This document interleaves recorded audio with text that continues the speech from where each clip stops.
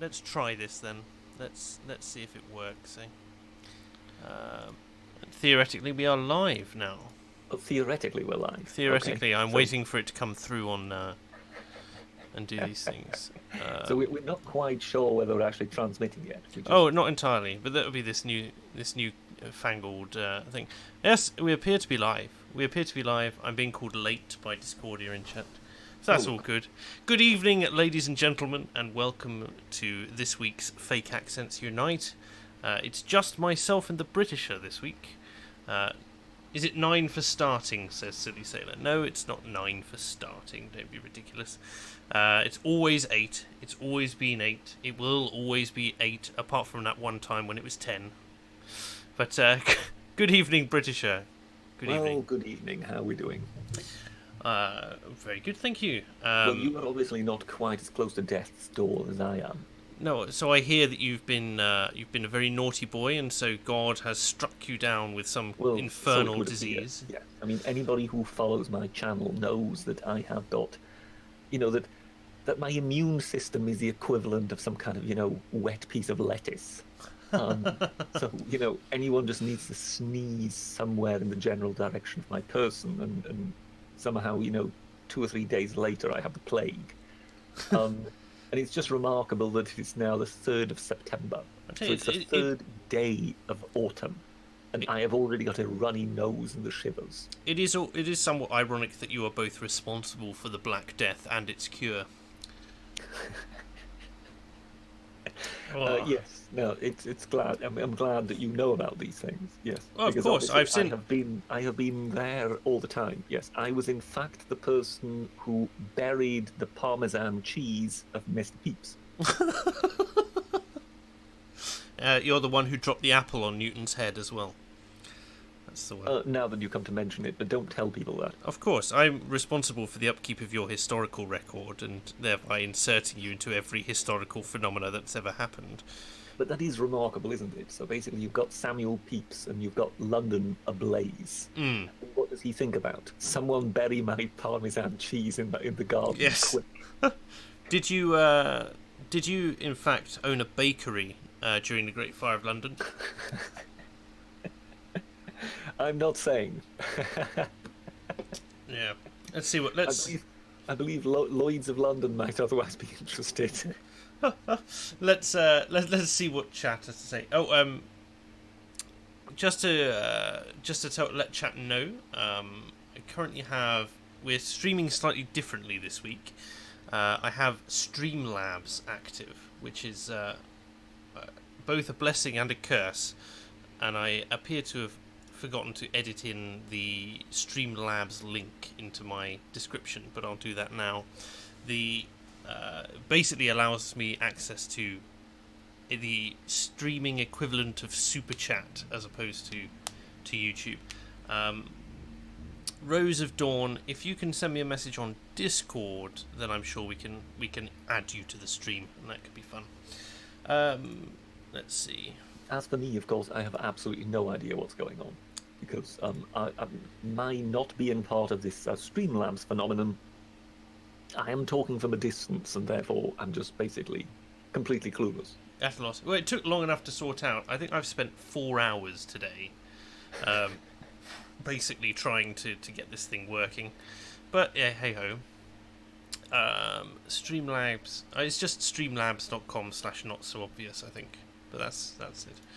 Maybe next time I'll sort it out properly. But if you send a donation, then it'll come up on the screen and do that sort of fun stuff. And if I get a new subscriber, then it comes up with Britisher's face and says a naughty thing. So there you go. What have you done? What have I done? Well, you don't want to know what I've done.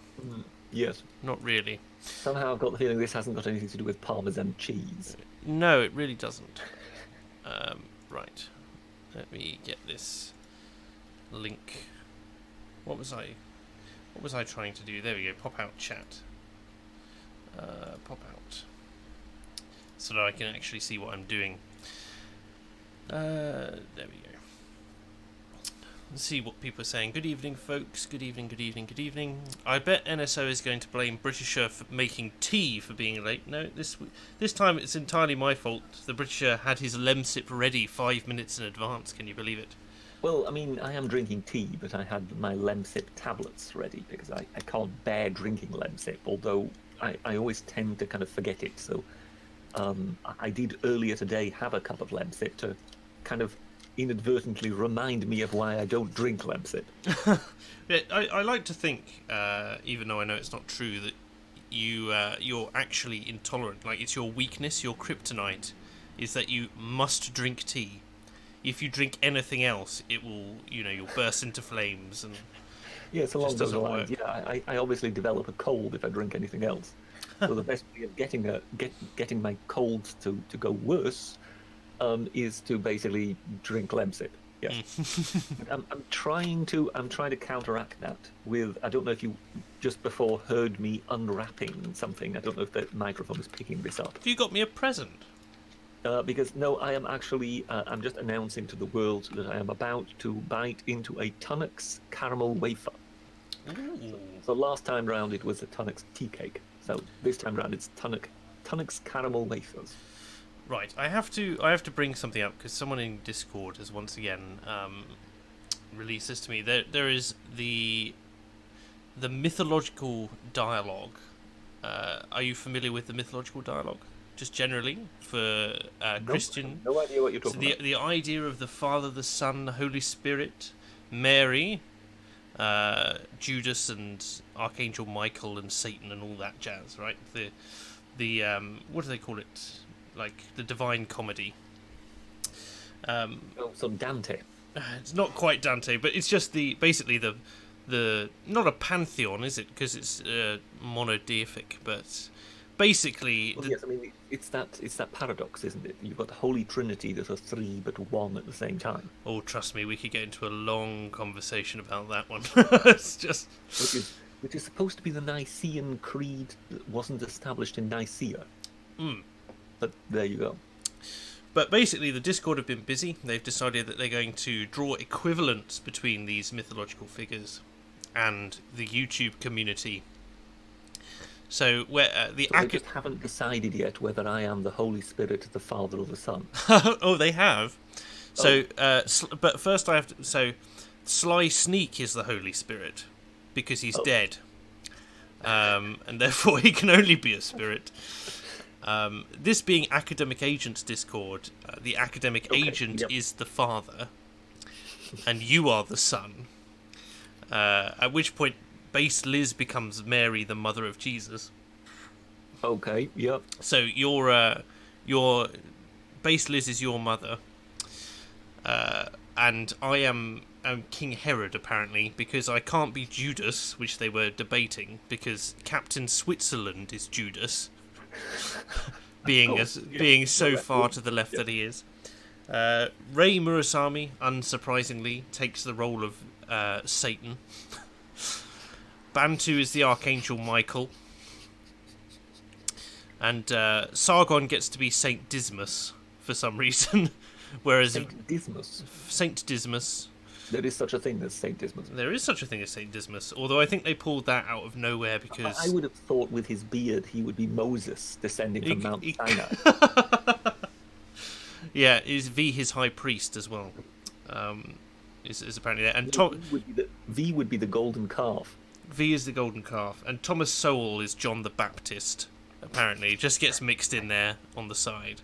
So there you go, there's the pantheon of YouTubers as represented by the Christian mythological dialogue.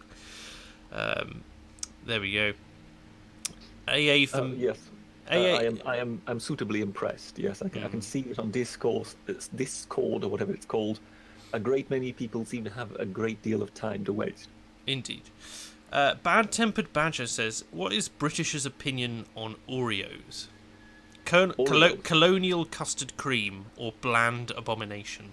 Now, here is something I'll have to admit. I've never actually had an Oreo. I know this is a great shock to everyone. But how can you? They're literally in everything. I have never felt, sufficiently tempted even to try an Oreo. Just by the look of them, I sort of thought, Yeah, I'll go with a custard cream. Thank you very much. I suppose you could describe Oreos as take a chocolate biscuit, put some cream between it, and then salt the chocolate.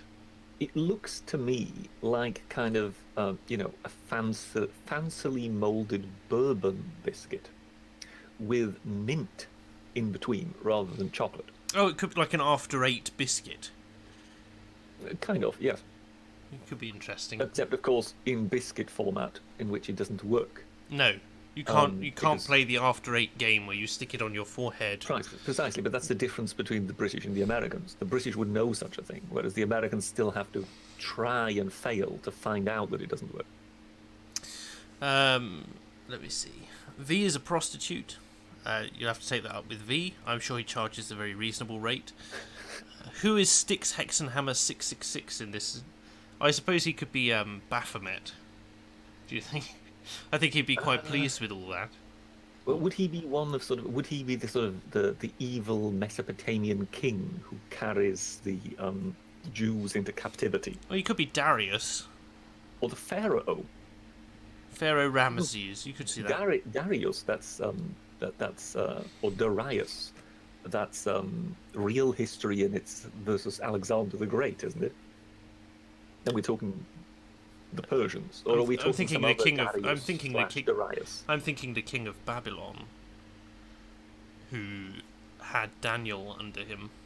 But was that also a Darius? I swear it was Darius. Yeah, and you see, being an atheist, I don't really know my Bible that well. No, I can imagine not. Maybe I'll come back to you after doing some more research. People want to know who Paul Joseph Watson is. I suppose he could be John, the beloved disciple. Well, he would have to be one of the. He would have to be sort of, Peter or Paul or someone like that. One of the people who spreads the gospel. Because I can see him sort of, somewhere in a town square, or even in Rome, standing there, preaching to the people, going. Imagine my shock. Yeah, precisely, And imagine my shock. There I saw Jesus walking on the water. Leos says Styx would have to be King Solomon, the wise king, potentially, for his predictions of the American. One can be too much of a fanboy. Yes, there you go. Bad Tempered Badger says, I tried Oreos. They were rather bland, tasted like generic biscuit at triple the price. And the milk dunking those blasted colonials recommend does help. I assume that means he says just doesn't renders help. them more edible, does it? Oh. I wonder if ever we manage to get Peter Hitchens on, right? We need to have this conversation about colonial. Sorry, you mean the Antichrist? The Antichrist, yes. He's a Christian. About skimmed milk as well. It reminds me we need to have skimmed milk. Oh, who would Alex Jones be? That's who we need. Who Alex Jones might be. The Trumpets of Jericho. Yes. The Trumpets of Jericho that brought a city to its knees. Who would be Mary Magdalene? People have been throwing around Sarah or something like that, but there you go. Alex Jones would just be one of the Doomsday Prophets, says the show comment man. Entirely possible. Entirely possible. Peace of Mind says, not so obvious. By the way, I'm new to your channel, so hello. Well, hello to you, Peace of Mind. Thank you for coming by. Yes, let me go on to Google and do the old screen share so we can see. You're now screen sharing. So it should be clear when I tab out. Yeah, Joe Neverton, what is it? Lord Virus.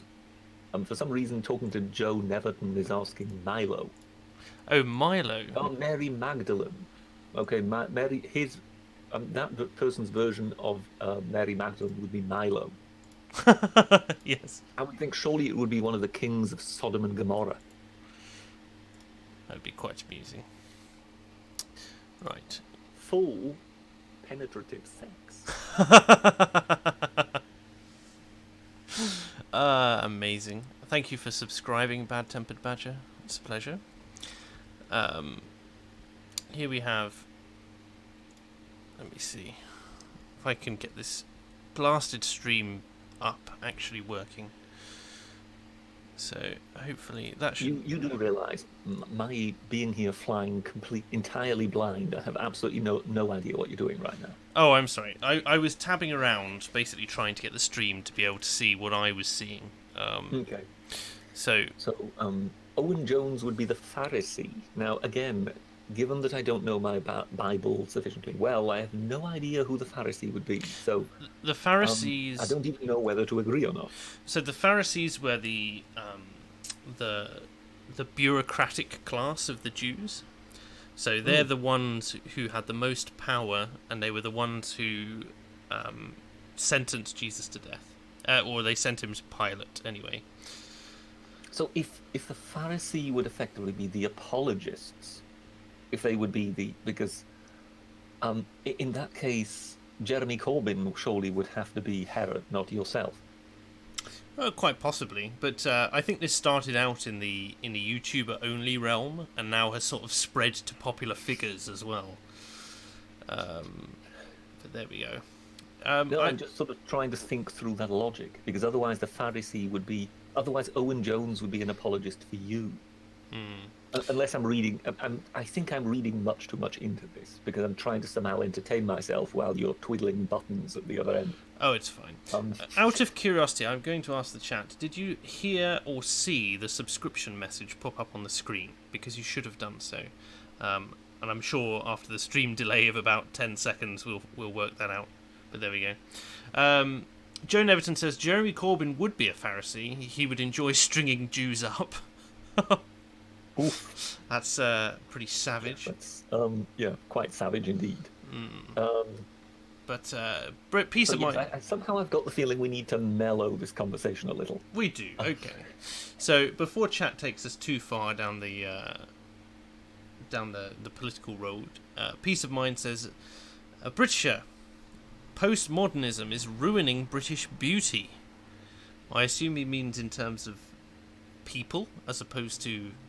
I wonder whether that is a reference to a certain Cosmo model whom I mentioned yesterday in the week that was. I mean, I need to kind of point out it wasn't, the idea behind it wasn't really of mine. It wasn't the kind of pick on that particular lady. It was more the concept of no, you cannot tell us that this is a standard of beauty. Because, yes, I think in most of us something rebels when we're kind of shown something we know patently not to be beautiful. And then we're told that this is the equivalent of. And, yeah, I just couldn't help but point it out in the week that was that this has happened this week, because you don't get Cosmo front cover models of quite that size. So I felt it was kind of worthy of mention. Yes, how has your week that was gone so far? Well, it's sort of going along, but at the moment it just seems to be scoring lower figures, and I don't know why. But we'll see, because usually I always aim to get to about 10,000. I mean, I know this sort of sounds like my trying to plan who watches it and when, but I've always sort of got a rough idea that it usually lands around about there. And just the last time round, I think I got somewhere over 7,000, and I'll need to see where I'm hovering right now. So I'm presently at about 7,100, so it seems to be outdoing last week's. But where exactly it eventually will come to rest, we'll have to see. Indeed. But one always gets a bit worried when one suddenly, underscores by about 30%. Yes. Right. Theoretically, we're in a good place now. Okay. So I'm going to bring us on to, in your opinion, Britisher, what is the greatest British television series of all time? Now, that's a big ask, I know. The greatest, I mean, I think we have to be. I think we have to be careful here because there are different categories. So, for example, I loved The Ascent of Man, but is The Ascent of Man better or worse than, say, Dad's Army? Given that they're in completely different categories, it's difficult to place, if you know what I mean. But I think it's possible to kind of point to the great, the greatest programs as such in a group, if you know what I mean. So, I mean, Ken Clark's Civilization, Jacob Bronowski's Ascent of Man, something like, I mean, particularly the comedy. I mean, when it comes to British comedy, we have been spoilt over the decades. Oh, yes. It's a shame that for the last 20 years they haven't produced anything worthwhile. But yes, I mean, I always tend to say that Dad's Army is the mother of all sitcoms. And I think there are presently still in existence somewhere over 80 parts. But I think they made more because some of them were lost. Because the BBC, would you believe it, didn't think it was worth keeping them. And in the 1970s, they thought that the film rolls were more valuable than what was on them. So they reused some of the film material. So some of the very old episodes of Dad's Army have actually been found, because people had copies in their attics and things like that. So that's how they managed to put the box set together. Managed to compile it. Yes, but there are nonetheless still some missing ones. Oh, no. It's amazing. I mean, I remember when I was about 12 or 13 years old getting the Dad's Army film. I almost said movie then and would have immediately committed suicide. But the film, and being dreadfully disappointed the day I got it because I'd never watched Dad's Army, and I was not very interested in World War drama or sitcom at the time. And I remember taking it and going, and then it became one of my favourite films to watch over the next coming years. It's just... it's an absolute. I mean, when it comes to Dad's Army, for any people who haven't watched it, I mean, particularly for the Americans out there, this is definitely a must-see. Dad's Army is one of the most British things that you can possibly find. It's right up there with porridge. Yes, but at the same time, it is also, I mean, the writing is just stellar. And what is so remarkable about it, of course, was it was actually a non-too-talented actor who was actually looking to write a part for himself. Oh, I see. So his aim was always actually to get a part to play. So he was proposing a script to the BBC with himself in mind in one particular role. He wanted to play Private Walker. He thought that his strong point was playing sort of Cockney spibs. But the BBC looked at it and said, "This is very good, except we don't want you to play a part. We just want you to write the script. Thank you very much."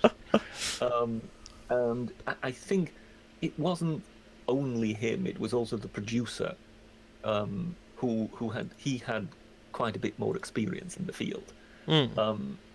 Because you have to understand that, for a novice to completely stamp this out of the ground with never having done any work in that sphere would be somewhat extraordinary.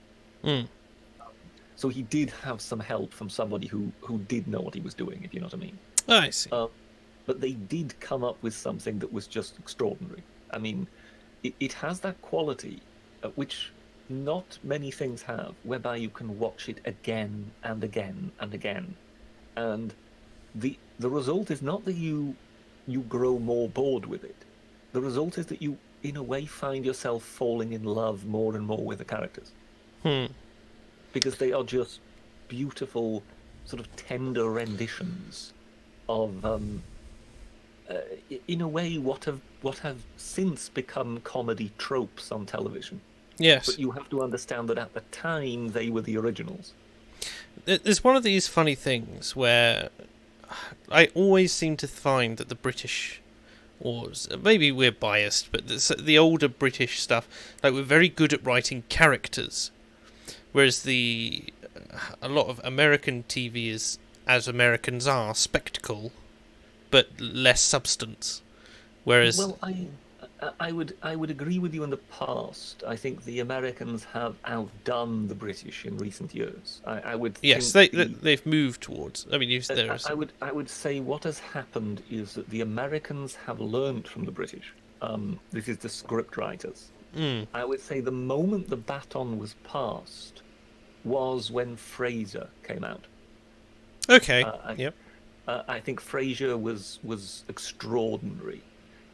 One of the accusations that one always levels of American comedy is that it's derivative, and of course it is. That's completely true. But the reason it's derivative is because they have to write 24 episodes for a season. Yes, it's not quite the British 6, is it? So the idea of two, chaps who are good at comedy getting together and writing 6 episodes in which they come up with something completely new, that just can't happen if you're writing 24 episodes and then you know that the next year you'll have to write another 24 episodes and so on. I mean, you take something long running of British, like that, something like Red Dwarf, for instance, which spans decades, and it is just, if you have it all together in a box set, they're great to watch. I've watched it many times, but the plot inconsistencies and because they were never planning on writing more than the first series, and also the evolution of the actual program and the characters. So, if you look at the very early programs where it really is a matter of Dave Lister sitting around a spaceship for most of the time, I mean, you can almost sense his boredom. It's very Really, that is an entirely different show than somewhere around, is it series 4 or series 5, where they're in Starbug? Yes, and it's all very close quarters. And it's much more high octane. In that regard, the series grew and it improved over time. And I mean, the addition of a robot was inspired. Yes, he was only ever intended for one episode, but he was so much the fan favourite.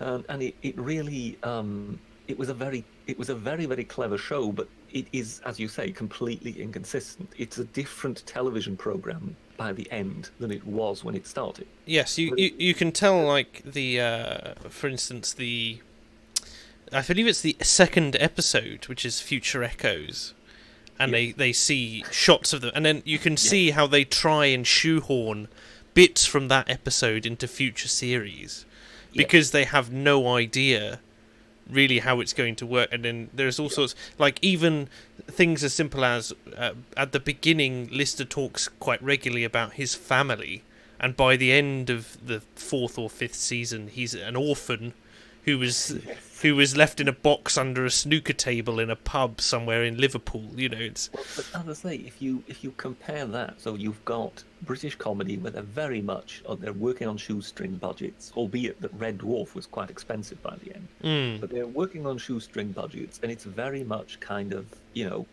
off the cuff. Let's come up with something. The main thing is it's funny.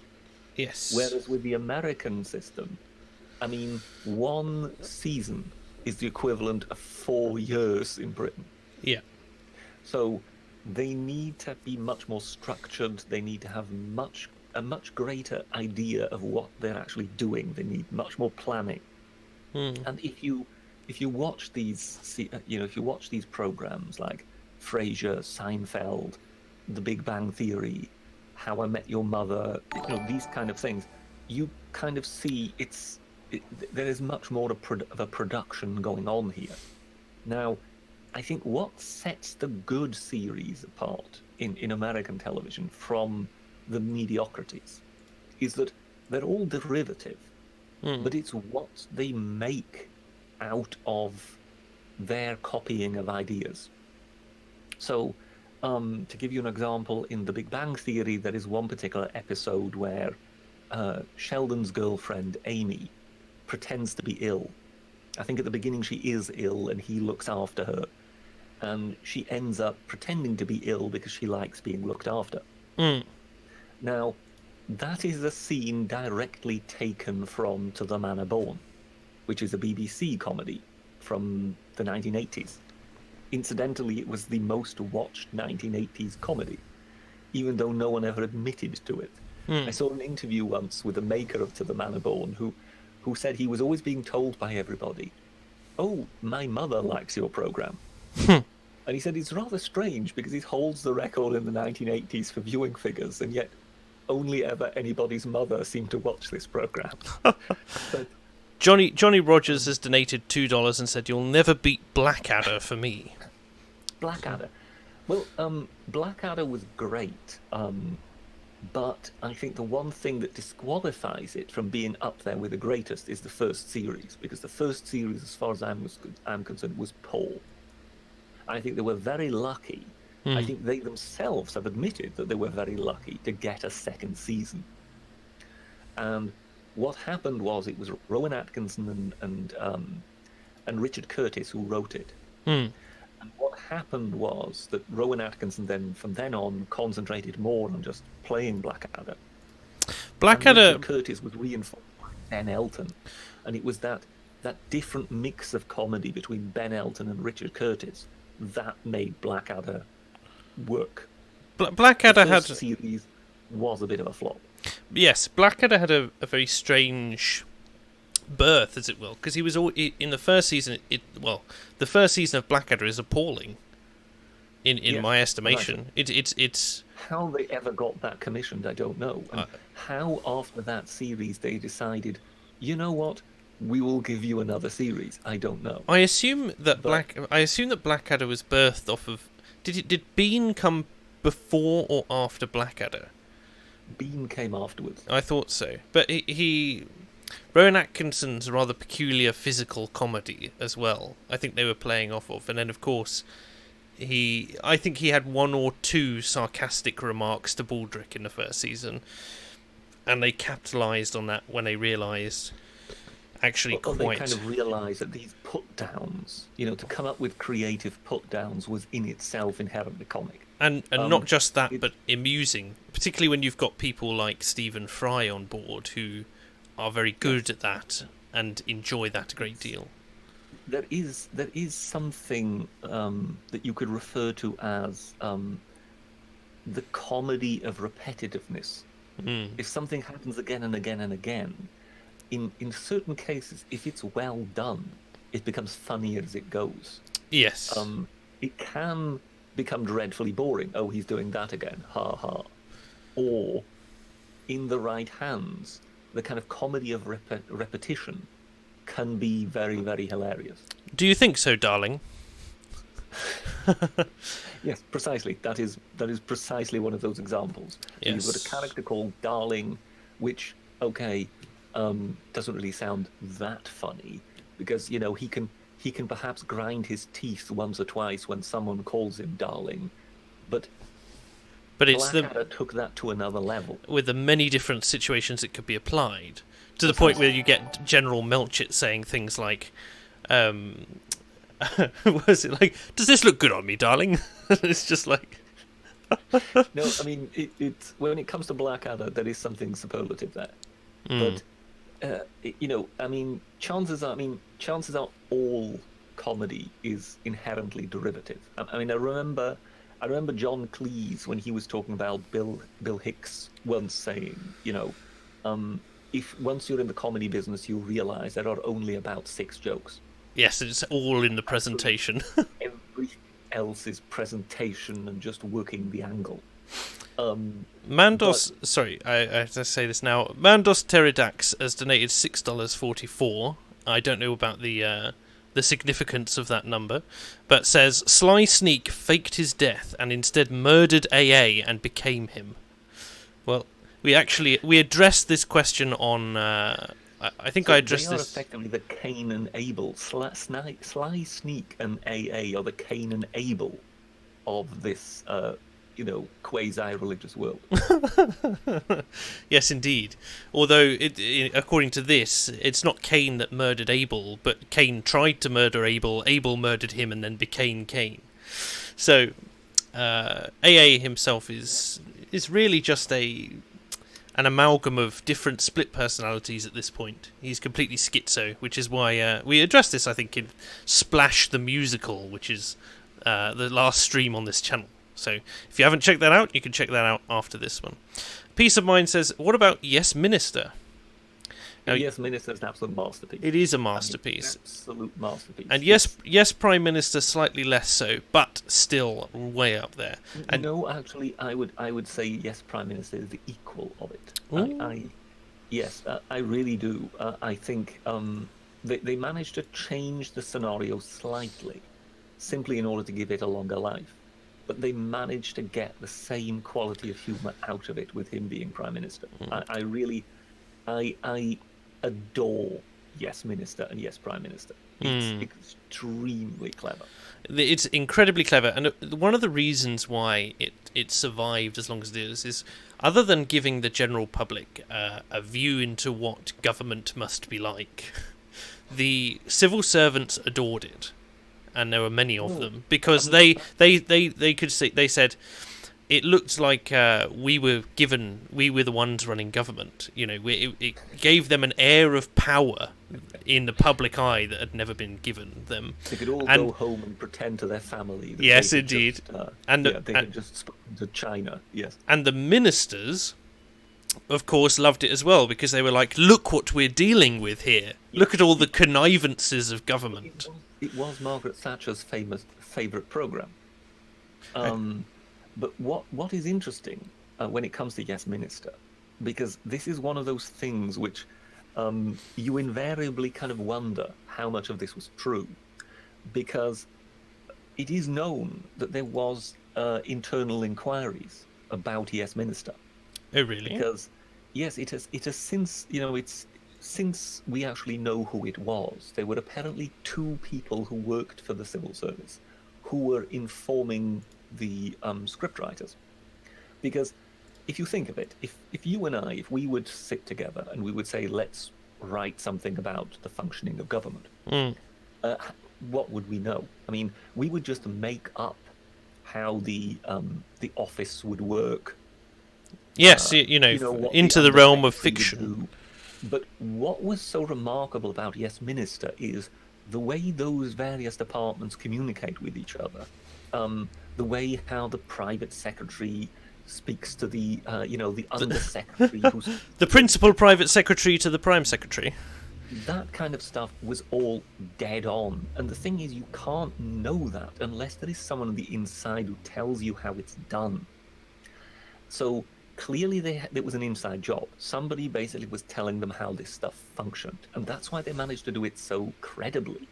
But now comes the big but. What else did they tell them? And that was the fear. That was the fear they were having in government. Hang on, what that is being clearly sort of disseminated here? What they're kind of revealing is stuff they shouldn't know. Yes. Who are these people? And that then begs the question, because of course nobody has ever let on where the inspiration for some of these stories came from. No. All we know is that there were these 2 people, and I think their names are known by now.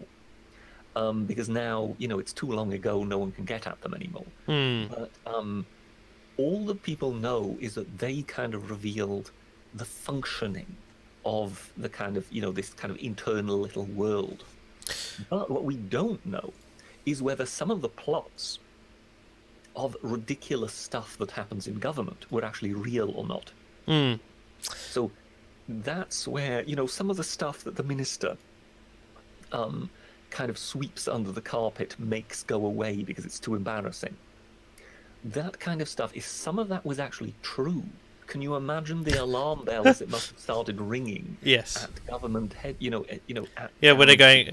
Oh my God! Someone knows about this. It doesn't even need to be anything particularly dramatic, right? So, take for instance the episode where the minister says that he's going to cut costs by cutting jobs and closing a hospital, and by the end he has saved 350 administrators' jobs by not closing the hospital that's not doing anything in his constituency. Well, yeah, I mean, that one, what is it? The Compassionate Society is the one where they've finished building a hospital, But just as they finished building the hospital, there's been budget cuts. Yes. So they've got a fully functional hospital where the administrators have already been hired. Yes, and they've But been... they haven't got any nurses and any doctors. So they've got a brand new, fully functional hospital, and no patients are being treated. No. But they've got, as you say, some 300 or 400 administrators beavering away on typewriters. And you look at something like that and you think, actually, that's feasible. Something like that could have happened once. And I remember Bernard in that particular series said, "Oh, we've contrived to make it look as though the building is still going on." Oh, yes, yeah, they've still got scaffolding outside. And then he says, "You know, Minister, the usual sort of thing." Oh, dear. The minister just, his eyebrows rise, and he just looks at the usual sort of thing. And it's that sort of thing where you sort of think, even if it wasn't a hospital, maybe it was a school, maybe it was some other official building, could it be that that is actually based on a true story? And that when something like that was then broadcast, alarm bells went off, at Whitehall, going, "Oh my God, someone is leaking this stuff to me." Yeah, you can imagine, can't you? BBC writers will have then just been clever enough not to actually reveal the real stories, but in a way use it as fodder to kind of make sort of credibly ridiculous government conundrums. Dang XU has donated $5, thank you very much, and says, "I need to know what I need to know as I need to know what I need to know. However, I need to know what I don't need to know as I need to know that I don't need to know what I don't need to know." Yes, Sir Humphrey at his finest. Yeah. But, I mean, when you think of sort of comedy, I mean, yes, Minister, Red Dwarf, Blackadder, definitely, yes, Dad's Army, but also, I would say, things like Jeeves and Wooster. That was an ITV comedy. That was not BBC. So basically, Fry and Laurie went from the BBC to ITV because obviously they will have been willing to produce it. Yes. They came up with an absolute masterpiece. Except for the final series, in which there were one or two weak ones. It's still on my list. I still need to watch it. Which kind of signaled to them, I think we more than likely have to call this a day now. Yeah. But what was so masterful about Jeeves and Wooster is that they obviously, I mean, I think Stephen Fry is some kind of leading member of the Woodhouse Appreciation Society. So he's obviously read all the books. He knows all the Jeeves and Wooster plots. I have to get to chat just for a second because before you go too deep into Jeeves and Wooster, because Liberal Zardos is saying Thatcher even tried to cash in on Yes Minister's success. She did a skit with them. Yes, and it was terrible. The thick of it is a pretty good take on government in the New Labour spin doctor era. And also, the episode where they are having secret drinkies whilst visiting the Saudis is based on a true story. I didn't know it was based on a true story, but I can assure you it would never be made today. No. That would be deemed deeply, deeply offensive and in wrong territory these days. Whereas, of course, it is one of the funniest episodes they ever made. I might have to go watch it after this stream, just as an act of defiance. When it comes to the thick of it, though, I would object. I would say it is nothing like Yes Minister. Because when it comes to Yes Minister, it dealt with the nonsense at heart of government. It dealt with, in a way, the manner in which policy is reached. How does one actually reach a decision? So it was much more concerned with, basic governing and governance, whereas the thick of it was all about spin. It was all about the presentation of government. And in that regard, I never regarded. I apologise, my English is going up.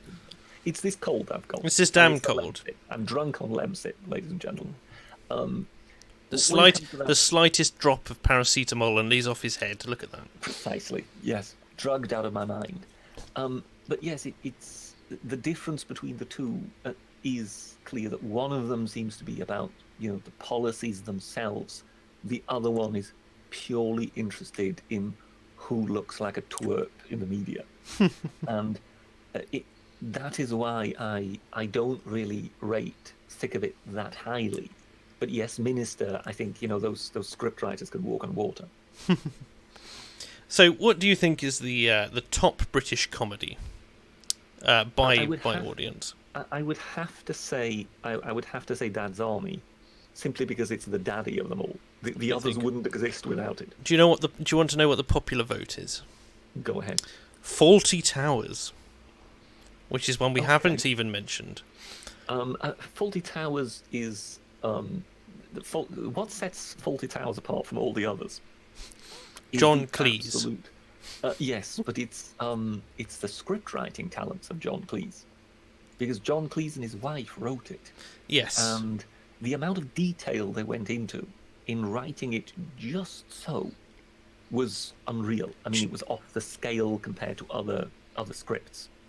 So they knew exactly what they were doing, and they wanted it precisely so.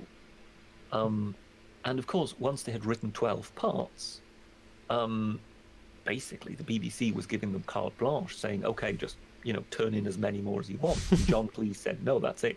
We've done 12. We can't do any more." Yeah. And he was determined to walk away while it was still fresh. Yeah, and that's one thing the British tend to be quite good at, is not doing things into the ground. Yes. Yeah, because what is it? With Frasier, they made 11 series. And they themselves afterwards said that the 11th series should never be made. They felt they were just doing nothing else but flogging a dead horse. All you have to do is look at the descent of The Simpsons from satirical cartoon series to becoming the very thing that it was satirizing in the beginning. Yes, and I mean, I've not seen recent episodes. I stopped watching it. The nuance is gone. While I still liked it of The Big Bang Theory, but hearing that they're now into their 12th series, you just go, that is now, what is it? 240 plus 288 episodes. Yeah, something like that. You just go, how on earth? If you look at something long running in the British sense, that was over 80 episodes, which is Dad's Army. And then you think of it, hang on, make 200 more. I mean, you have to grant them they're very good at it. And they use large teams to write these things, and they refresh the teams once in a while in order to bring new blood in. But nonetheless, you sort of feel, you're more than likely just doing it because the checks keep rolling in. You're not doing it anymore because you really have that much more to say with these characters. Have you ever heard of a show called Kathy Come Home? No. Because it's 1966, but it was rated the second, and I was curious because I recognise most of the others on here, but that one not.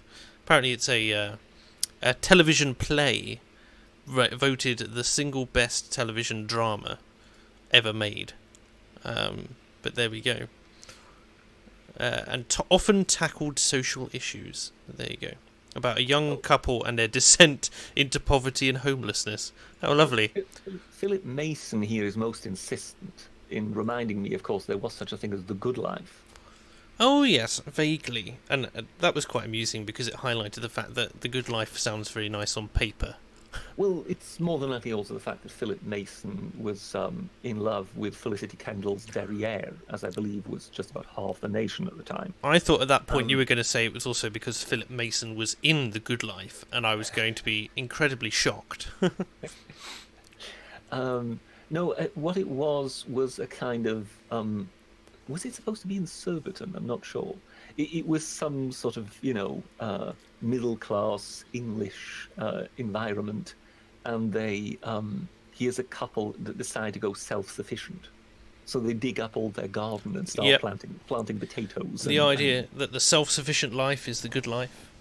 Getting back to your roots, and it's much harder. And of course, the neighbours, within a very short time, of course, the neighbours, they're still fairly successful. They're doing rather well. Meanwhile, this couple that have become self-sufficient, they've of course got off the career ladder, Yes. and they are now, they've never got any money, and they're always trying to trade, self-made potato wine for something or some such thing. Of course, of the neighbours, the chap, the husband of the neighbours, then went on to do Yes Minister. Oh, what a surprise! Well, he was the minister. He played Jim Hacker. Oh, of course he did. Yeah. And the wife then went on to The Manor Born, where she played Audrey Forbes Hamilton.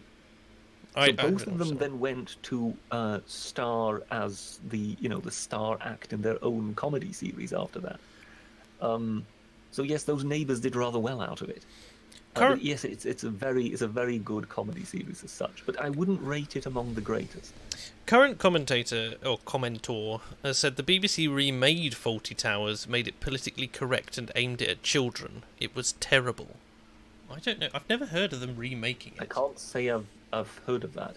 What I have noticed myself is recent screenings in which they cut Fawlty Towers, which I think, frankly, I think someone should be fired. I think if you're screening Fawlty Towers and you think you have to cut that, then there is something wrong with you. If someone has had to watch the entirety of Fawlty Towers and goes, "What German episode?" then really you have to say, "Oh no, there's something terribly, terribly wrong here." Well, no, I just sort of, I just feel that if you can't even take something as mildly offensive as Fawlty Towers, then there's something wrong with you. I mean, really. They should have the guts to basically tell people who complain about something like that, we don't care.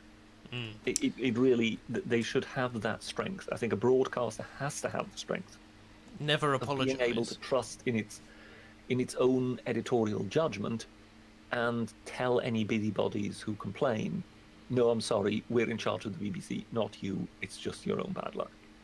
Because, I'm sorry, if you can't even broadcast Fawlty Towers without cutting it, then there is something wrong. They made a sort of kids' version called Hotel Trouble, but that just seems to me like a BBC rip-off that didn't do so well. I can't say I've ever heard of that, no. It had 39 episodes, which is quite impressive, really. I'm just sort of thinking what else there would be. I mean, have you ever heard of Keeping Up Appearances?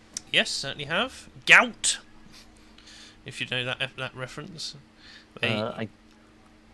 Go ahead. It basically, I can't remember, the husband ends up with athlete's foot, but his wife is absolutely convinced that it's gout. It must be. It must be. You get gout from good living. To the point where he's been she relegates him to bed and tells all the neighbours that her husband is suffering greatly with gout and he's having none of it. He's just trying to do stuff.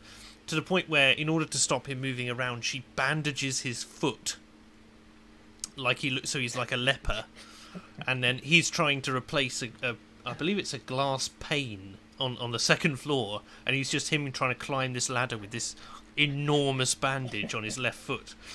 She goes, "Get down, you'll damage the gout," and he's going, "It's bloody athlete's foot," and then he falls through it, and of course the bandage is caught in the rungs of the ladder, and he breaks his ankle, and so the bandage is what saves his ankle. And of course she then has something new to moan about, and of course by the end she's going, "I don't know what he was thinking all this trouble was, it was just a bit of athlete's foot." Well, I mean, if you think of it, even that series is today something that wouldn't be screened. Well, it wouldn't be made. Because if you remember, there is a running joke in that particular series whereby she always speaks to her son on the telephone. And she is innocence personified when it comes to her son. Yeah. And it's bleedingly obvious that this son is as gay as a maypole. And yet, she never cottons on. I mean, the husband just rolls his eyes. Yeah. Let's see what... chat saying, view on the Hitchhiker's Guide series. So from Bad Tempered Badger. Now, are you familiar with the Hitchhiker's Guide to the Galaxy? I have read it, but I have not watched it. I watched the film adaptation, I believe, that came out, but I've not watched it. Well, I did see this. It's a long time ago I saw it. I know that when I saw it back then, I loved it. I absolutely adored it. But whether it stood up to the test of time, I don't know, because I've really not seen it recently. But I do remember laughing and laughing when watching this originally. Leos says, it's Mrs. Bouquet, not Bucket. Yes. That's keeping up appearances there. Davey1602 says, if comedy doesn't offend, it's not funny. Right, it's got to be at someone's expense. Yeah, I would... I'm not sure about that. I'm not sure that it's always at someone's expense, but I think that... Wait, it depends if it's at someone's expense or if it's at everyone's expense, I think. Because you can get observational comedy, for instance, about parents and kids and stuff like that. Let's take Red Dwarf and the comedy, the comedy that is being, derived from making fun of Arnold Rimmer. He is easy to take the mick out of. Yes, indeed. But is that really comedy at anyone's expense? I mean, for one, it's a fictional character. He's a hologram. At whose expense is the comedy? I mean, who could actually? It's because everyone genuinely sit at home and feel offended at it. I mean, no one. But he's a terribly over the top example of the office bureaucrat, who has to do everything by the book, but is also incompetent. So it's sort of the fusion of the incompetent and the busybody, isn't it? And everyone has one of those in the office. Are you familiar with the British Empire? I am not. Because he went on to make the British Empire, in which he took that character in a way to yet a higher level. I am a big fan of, and his name has completely escaped me. The actor's name. I won't even try right now because I can't think of it either. I'm sure the chat will let us know. I'm sure, and both of us will go, "Oh, of course." I am Bob says he's Arnold Rimmer. Yes. Reliable like a something hedge trimmer or something. Yes, it's like like more reliable than a garden trimmer. Yes. But when he did the British Empire, he was the manager of a local leisure centre. Chris Barry, of course. Yes. He plays the manager of a local leisure centre, and he manages to capture brilliantly this idea of a man who's effectively been sent to 2 or 3 seminars, and now he's suddenly supposed to be management material. Yeah. And he has got all those kind of mannerisms of a certain type of human resources management person, if you know what I mean. It just drives you up the walls. He's completely incompetent, but he's absolutely convinced that he's utterly sensible. Yes. And it's very difficult to describe the character until you kind of see him. The rest of the series was actually fairly weak, but he was extraordinary as Mr. Britas, who runs the leisure centre. And I mean, the amount of calamities that he manages to unleash upon the poor, suffering population of that particular town is remarkable. But it's never him; it's always just a mere failure of process or something like that. Yes.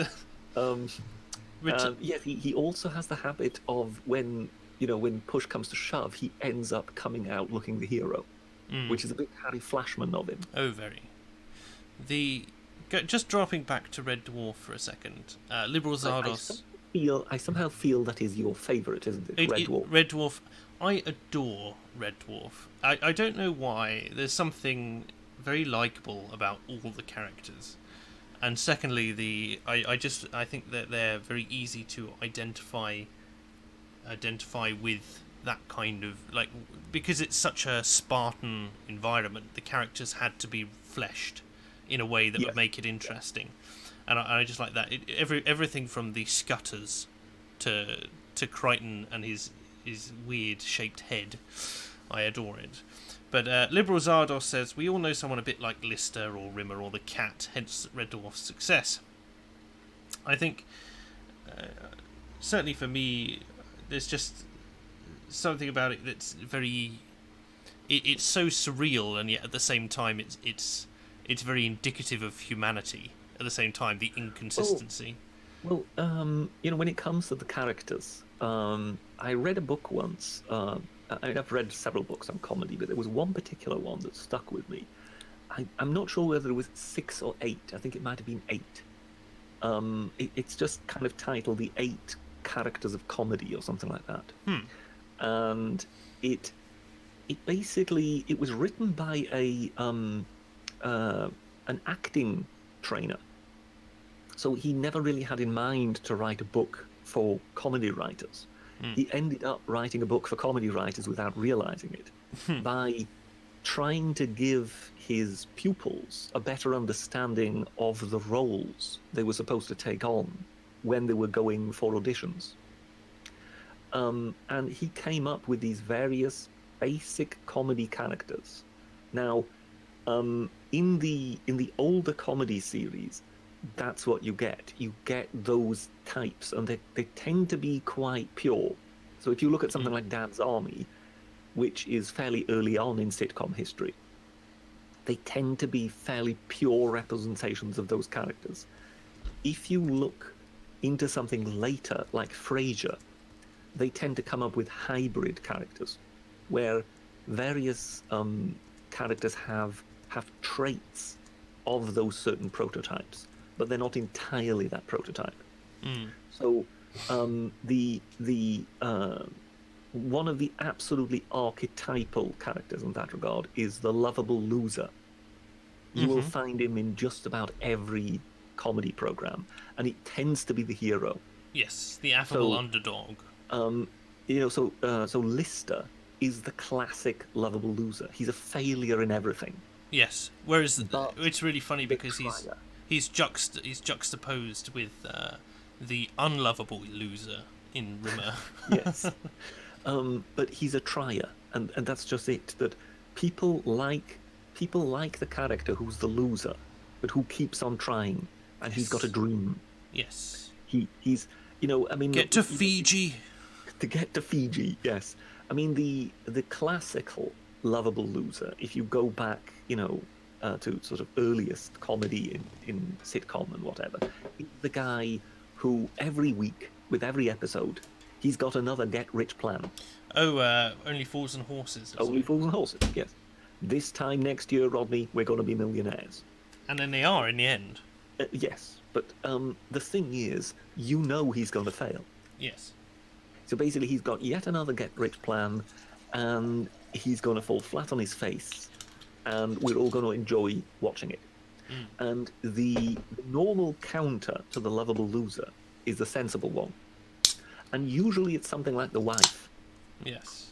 So you've got the lovable loser having yet another get-rich-quick scheme in which he's absolutely convinced that he's going to make fortunes, and you've got the wife standing there, rolling her eyes, going, "Oh, here we go again." I think the one of the greatest. She's the one that effectively has to pick up the pieces when it all falls flat. One of the greatest examples of this potentially is, or obvious, overt, is the Fresh Prince of Bel-Air, with Will Smith's character, and then of course you've got the stepbrother, haven't you, Carlton, who's supposed to be serious all the time. And I distinctly remember an episode where they go to a casino, and Carlton has a book on how to beat the casino, and basically is just all this stuff and all these different stratagems for roulette and that sort of thing.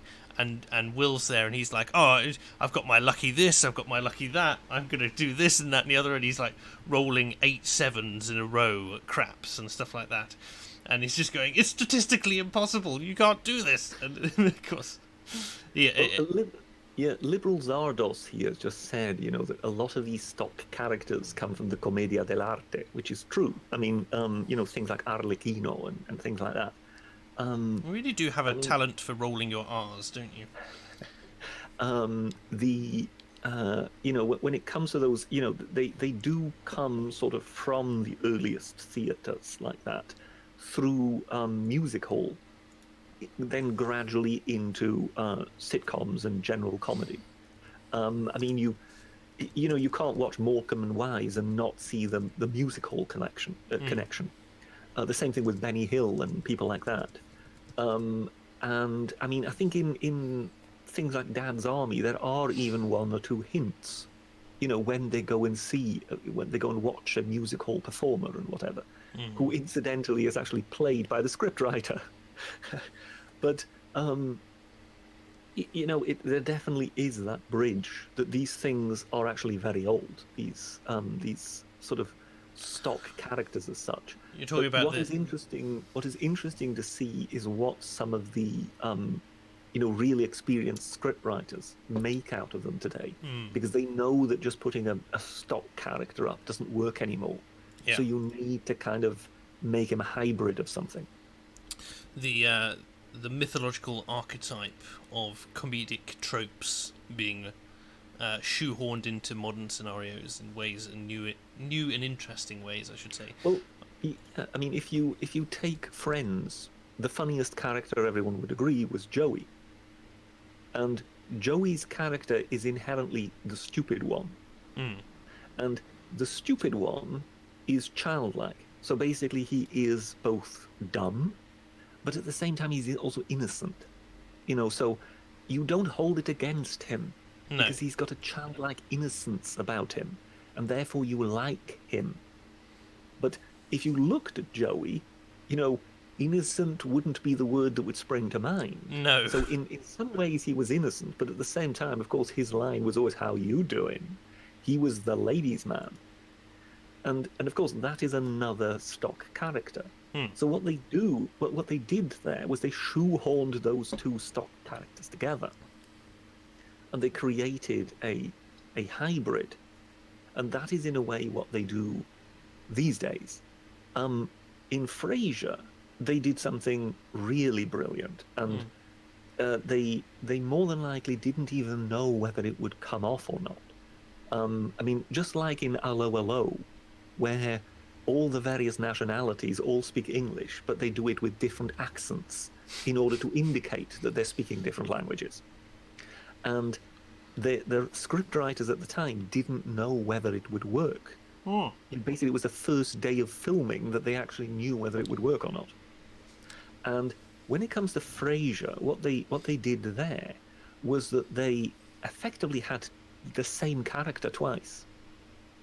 So Niles Crane and Frasier Crane are the same character, but they're hybrids that work off each other. So whenever Frasier becomes neurotic, it is then Niles who becomes a straight man. And whenever Niles becomes neurotic, it is Frasier who becomes the sensible one, basically asking him to kind of basically pull himself together.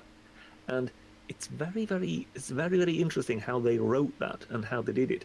To me, nowadays, almost the kind of inner workings of some of the comedy is almost more interesting than the jokes themselves, if you know what I mean.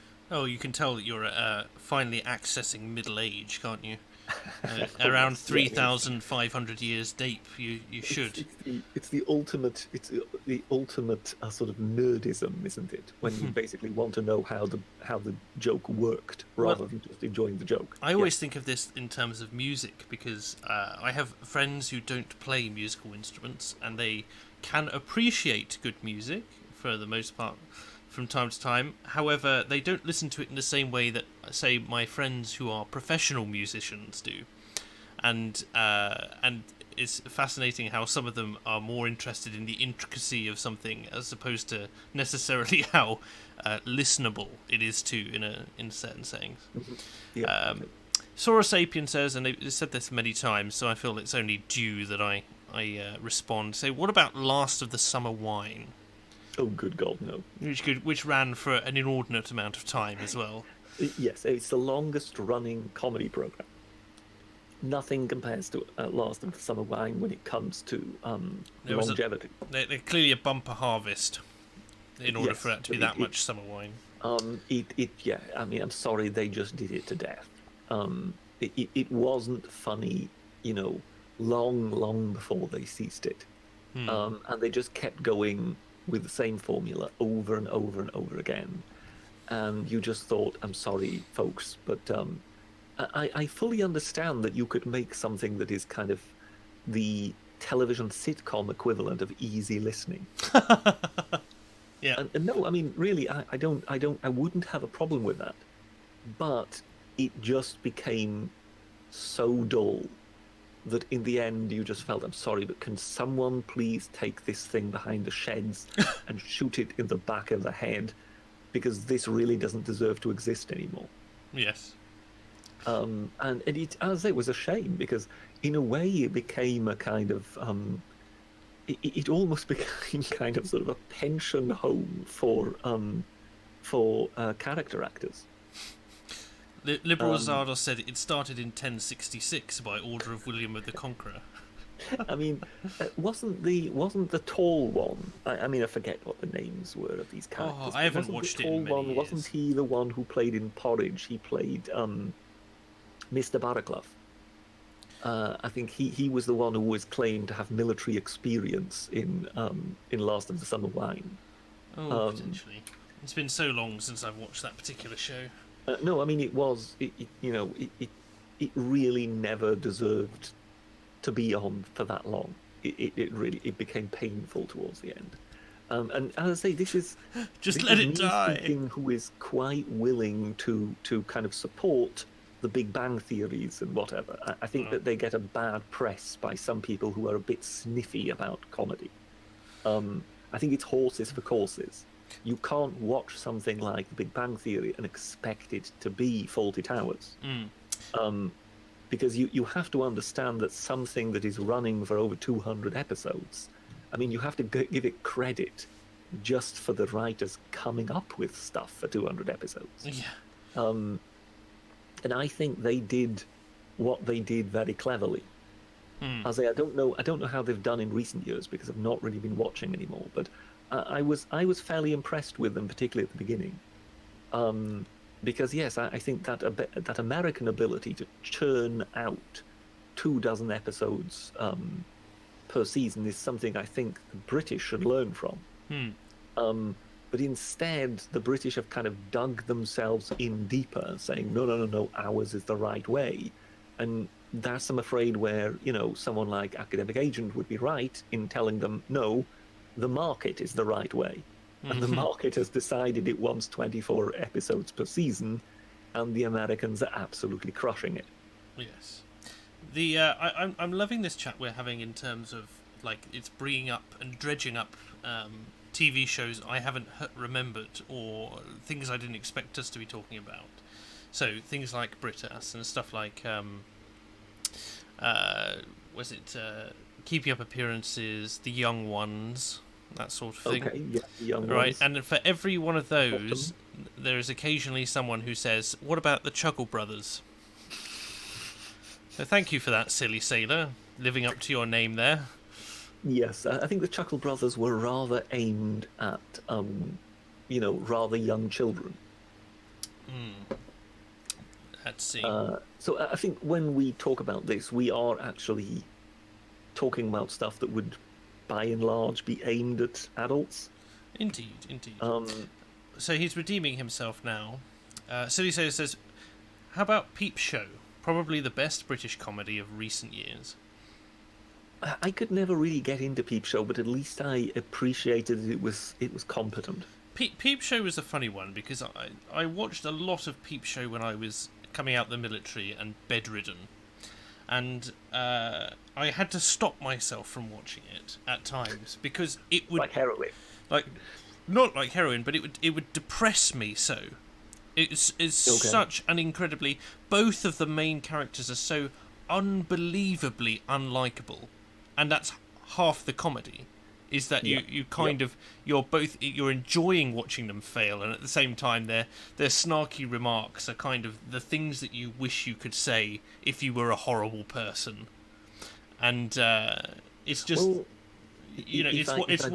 because what it basically means is both of them are bastards. Yes.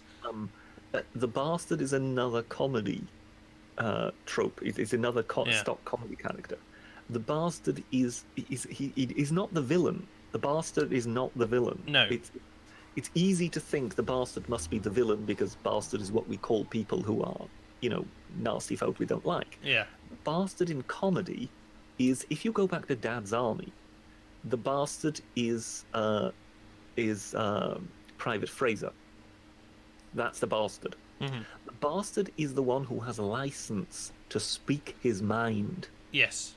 But So, whereas everybody else is kind of kowtowing to Captain Mannering, yes. it is Private Fraser who once in a while tells him that he's a completely incompetent buffoon and he doesn't know what he's doing. Yes, he's very blunt. And in that way, the Peep Show had to, they were lovable, as I say, they were the non-lovable losers, but they were the losers, Yes. but they were bastards. And they effectively took pleasure. They were gleeful in telling the other one how useless they were. But but the other thing is that part of the comedy of Peep Show was, one, they can't escape each other. They hate each other with an absolute passion, and yet they are made for one another. Well, when it comes not being able to escape each other, that is one of the must-haves in comedy. The characters must be bound together. It must be inescapable. So that's why, of course, porridge suggested itself. They're literally in prison. Yes. So therefore, I mean, the guards, they can't get away. The prisoners, by definition, can't get away. Everybody is bound together. So it doesn't matter how big a falling out they have. Tomorrow they all have to see each other again. Yes. And you look at Red Dwarf. They're all stuck on a spaceship. They cannot get off. Yes. In that way, that is one of the basic criteria of comedy. That's why you have so many married couples and whatever in comedy. Sybil and Basil and all that. I'm sorry, I've just got the you saying they can't get away from one another, and then I'm just reminded of Red Dwarf when Rimmer goes on a tour of the diesel decks, and he comes back and he's doing a slideshow of everything to Crichton as punishment for Crichton not doing something, and he's like, "Can we take this up tomorrow, sir? My boredom circuit appears to have melted." Yes. And it's just like, and I'll go through the next 20 slides unless you do as I say. Oh, please, sir, no. He's pretty much sitting there. It's the closest a robot can come to drooling. Yes, it's hilarious. Harry Channel says, not so obvious, if you ever do a show on The Avengers, The Prisoner, UFO and Space 99, I will be very, very annoyed if you don't give me sufficient heads up. I'm sure if I ever do a show on those particular shows, I will give you a heads up. But I have no plans as of yet, as I haven't watched any of them. When it comes to The Avengers, of course, that's where effectively the catsuit was born. Oh, yes. Particularly the skin-tied leather catsuit of the female variety. As opposed to of the Britisher variety. Precisely, yes.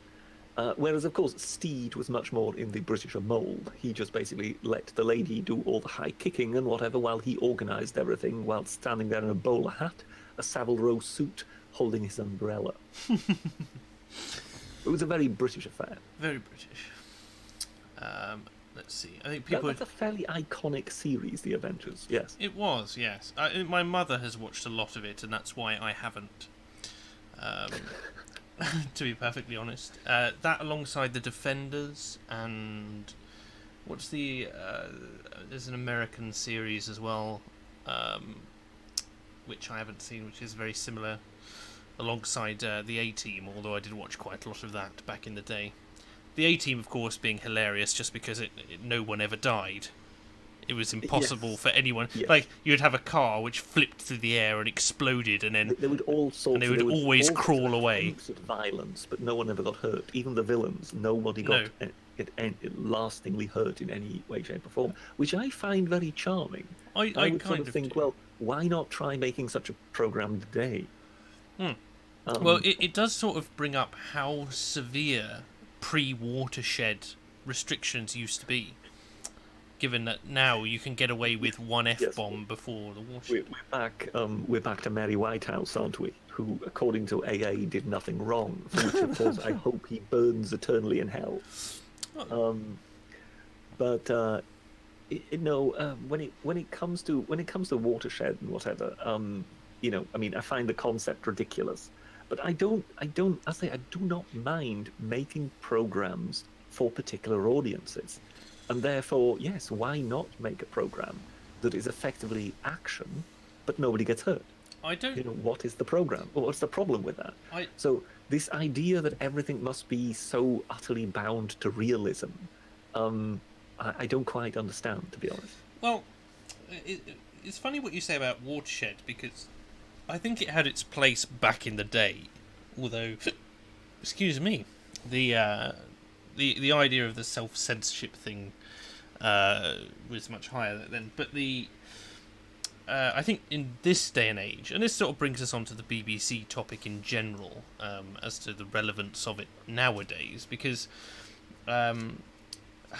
everyone gets everything at any time they want, and they can have access.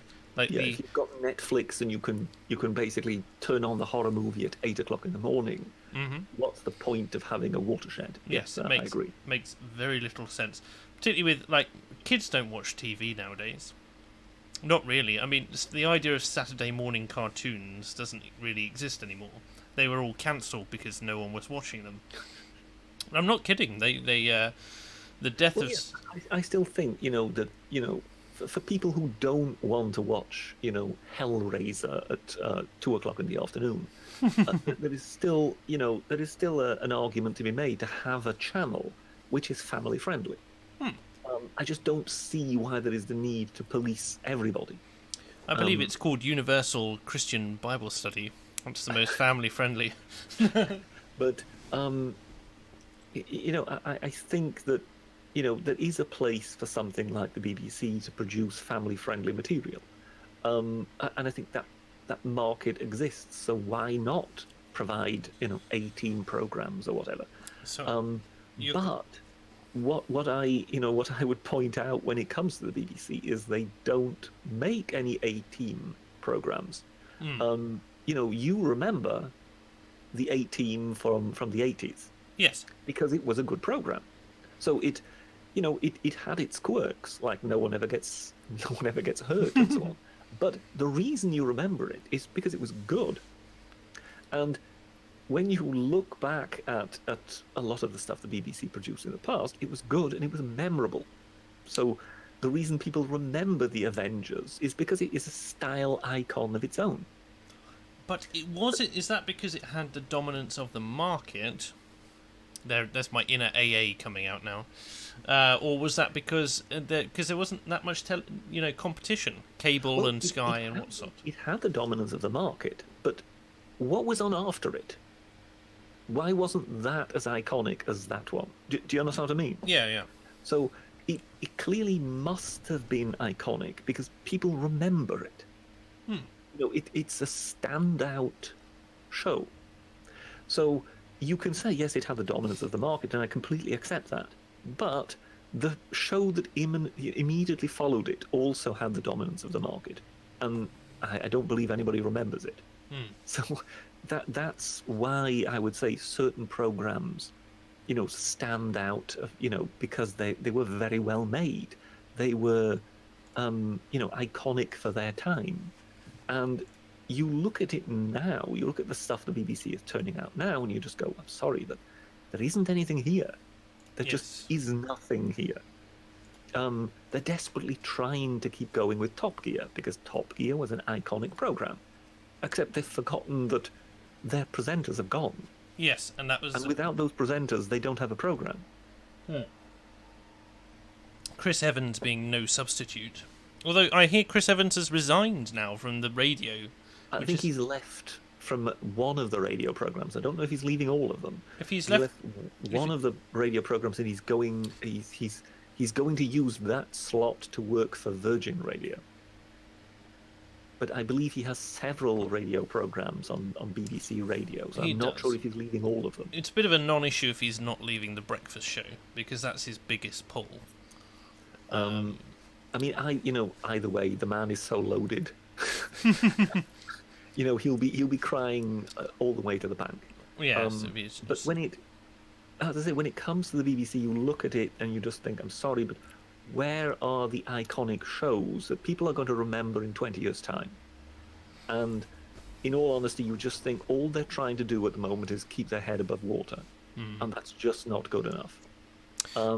You look at some of the programming that is being made by, the HBOs and the Netflix and Amazon. And I mean, recently I started watching this series, Vikings. Oh, right, on Prime or whatever it is. Yes, on Prime, and I think it was made by the History Channel. And I mean, I wouldn't even have thought that the History Channel makes drama series. Well, the History Channel doesn't report history, does it? So, I mean, it's an extraordinary piece of work. In all honesty, it's the most brutal thing I've ever seen. But it's gripping. I mean, it's phenomenally well made. And you think, okay, tone down some of the brutality and whatever in order to perhaps be able to show it on the BBC. And why is the BBC not making anything of this quality? Yes. How does it compare to how the Vikings were in real life?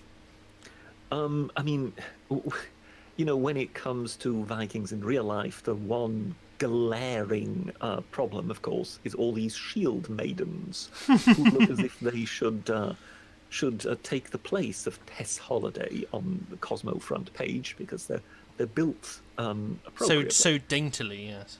Yes, and you sort of think, oh, so now she's going to shield in this battle with this 7-foot Viking colossus. And as those two shields bang into each other, she isn't flung backwards. So obviously the laws of physics have stopped.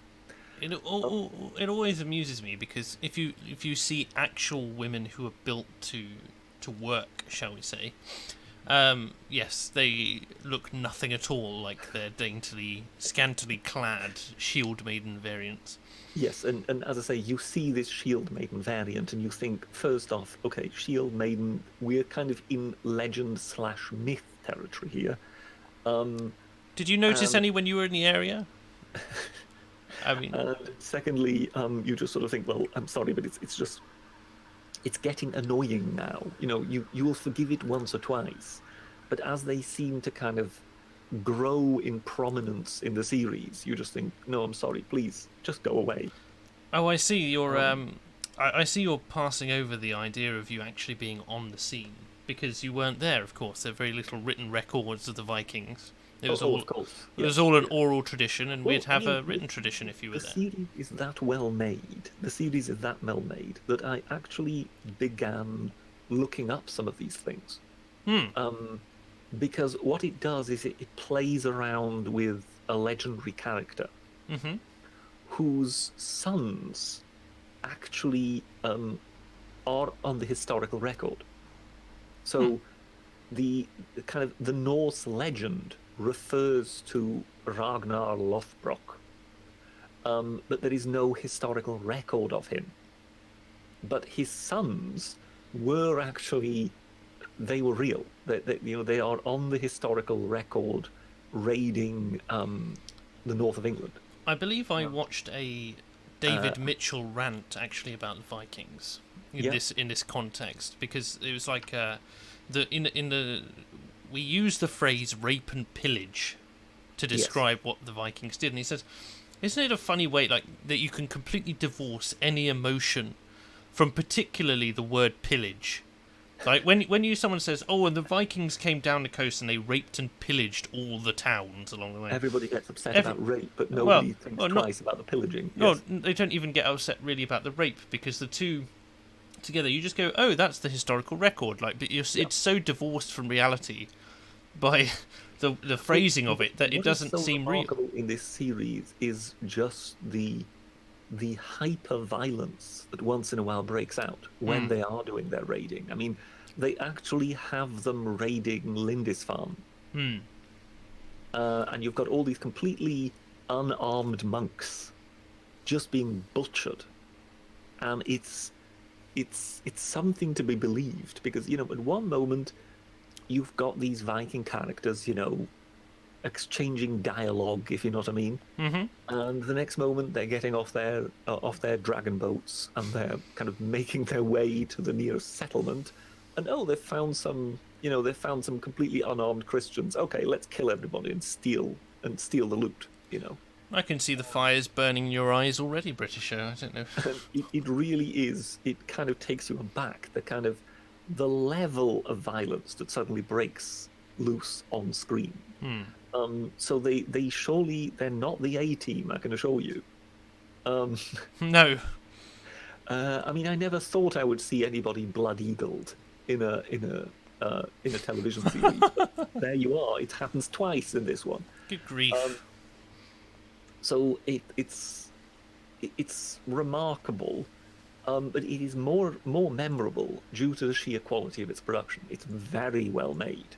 Yeah. And I mean, I remember Rome, that series. Yes, I which seem was to a BBC co-production with HBO. Yes. It seemed to be HBO that was in the driving seat. So I think they seemed to be the major financer, whereas the BBC contributed part of the budget. And what happened was when they'd finished it, the BBC broadcast it once. I'm assuming because they had to. But it was almost as if they were ashamed of it. They broadcast it somewhere after 11 o'clock. Oh, really? And when the series had run its course, it was kind of, put away and forgotten about. It was almost as if the BBC was sort of, oh my God, we were involved in this. Because it was, it was too violent, it was too explicit, it wasn't, BBC values, this, that, whatever. Yeah. And you look at the series Rome, and just the cinematography on its own is just breathtaking. And you sort of think, well, how could they possibly have been involved in this and then be so mealy-mouthed about it? And it just seems as if they are so detached from the actual, what audiences want these days, that even when they're on a winner, they don't know it. It's because, for goodness sake, Attenborough isn't at the helm anymore. That's what it is. Well, I mean, Attenborough was only very briefly at the helm. And that is generally seen as kind of the brief golden age of the BBC. I would agree. He commissioned Civilization, he commissioned The Ascent of Man, and he commissioned Monty Python. Indeed. The Joe Neverton says the dominant theory is that Ragnar, going back to the Vikings, is a metaphor. Rather than a single person, he was likely an amalgam of historical events bound together into a single person. It was likely many people. Yes, that's highly likely that the achievements of the man are more than likely the achievements of several people. Sounds like the Dread Pirate Roberts to me. But the name Ragnar Lothbrok more than likely is a true one, and he more than likely was the father of those men. Because if you have a situation where those men are all attributed as his sons on the historical record, as brothers, those men are all attributed to be brothers. So someone must have been their father, and the Norse record, their legend says it was Ragnar Lothbrok. Well, chances are there will have been a Ragnar Lothbrok, but he will not have achieved all the things that are attributed to him in legend. Yes. Did you understand my Dread Pirate Roberts reference there? I have definitely heard of the Dread Pirate Roberts, but I cannot quite place him right now. It's somewhere sitcom territory. It is not. Are you thinking of a very famous film aimed at not young children? It wouldn't by any chance be Pirates of the Caribbean. No, it's not. It's see if anyone in the chat can get there in a second, but I'll leave you to stew on that one. Joe Neverton says the BBC is very snobbish. Even Only Fools and Horses struggled to get any respect because it wasn't clean cut enough. Well, actually, when it comes to Only Fools and Horses, they were very lucky. Sorry, Leonard says AA is the father, not Ragnar Lothbrok.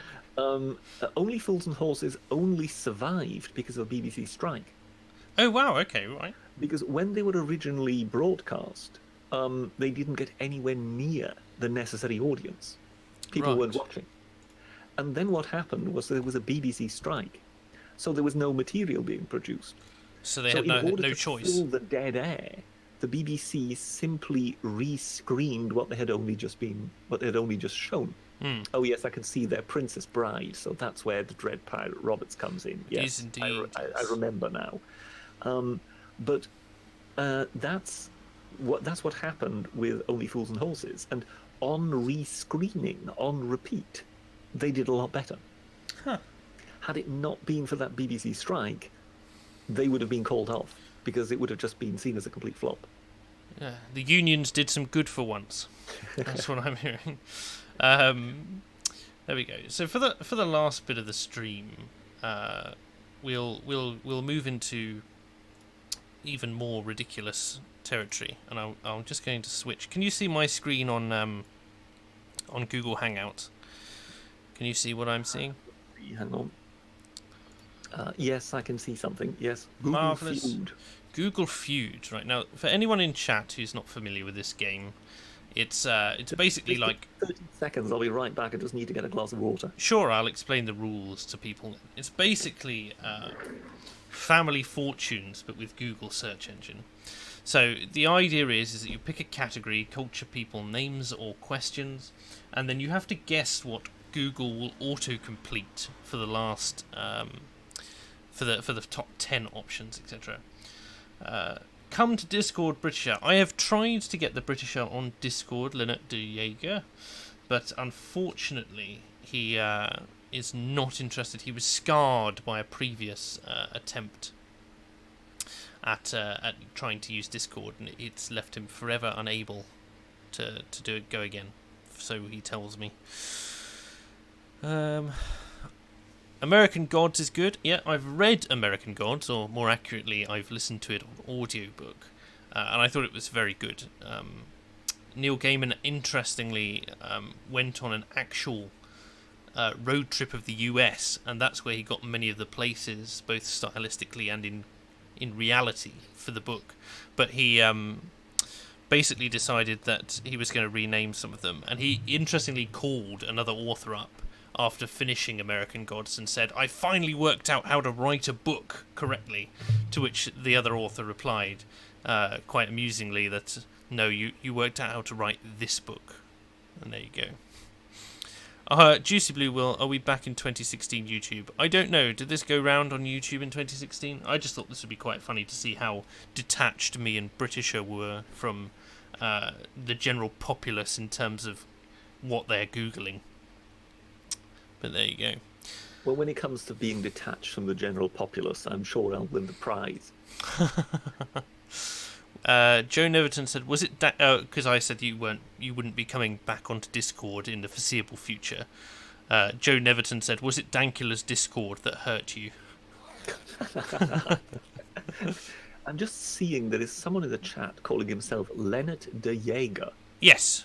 I didn't know that Chuck's family was ennobled after his breaking the.